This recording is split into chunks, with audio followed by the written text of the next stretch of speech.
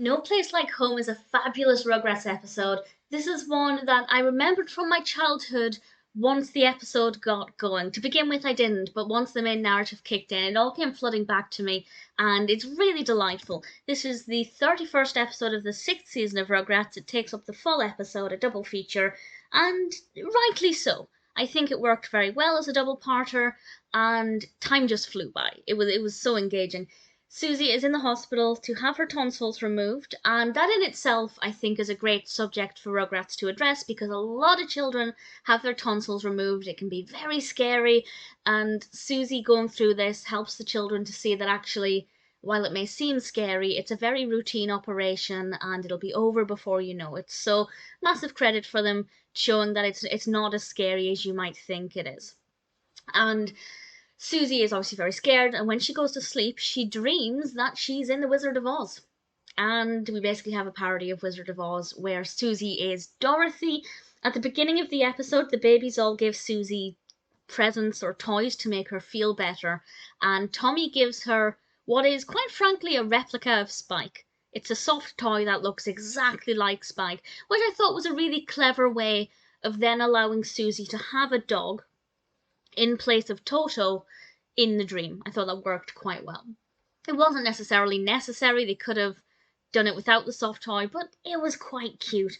And when she's on the hopscotch road, which I thought was very fun, she meets the babies and they all go off to see the lizard to help Susie find her way home. And she has her own slippers. They're not ruby red slippers, but they are fluffy slippers, which she brought along to the hospital. And it's actually when I saw those slippers at the beginning of the episode, it started to trigger the memory for me. And then when she entered the dream, it all came back. I won't say exactly who the lizard is, but I really enjoyed the way that looked, and Dill's involvement. I haven't been the biggest fan of Dill recently, but actually Dill's involvement in this episode I thought was fabulous. Very funny, very entertaining. It's a beautifully animated episode. The design of the hospital is gorgeous. It's very brightly coloured because there are a lot of murals on the walls as you typically get in children's wards. And then we have the design of Oz, or the version of Oz, and it's brilliant. It's really engaging. It's really, really good fun.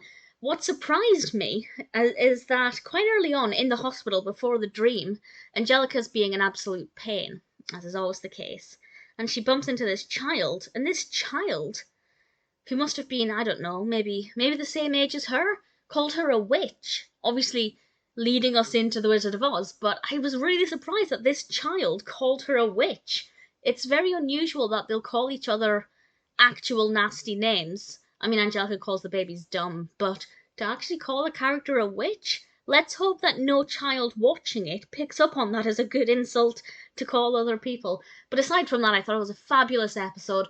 Really great to help children come to terms with going into hospital, whether that's for, tonsils or anything else. I got my adenoids out when I was, I don't know, 4, maybe? I can't remember. But I remember the visit very, very well. So it is it's a big thing to go into hospital as a child. I even remember the dream I had while I was in hospital.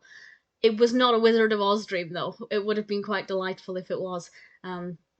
So addressing the going into hospital I thought was really great. Susie was a great character for this to work with.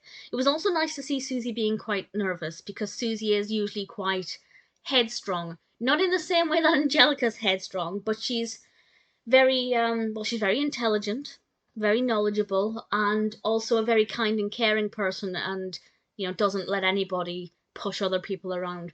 So to see her being a bit more vulnerable, I think that was quite good as well. Altogether, an absolutely fantastic episode. No Place Like Home was an absolute joy to watch.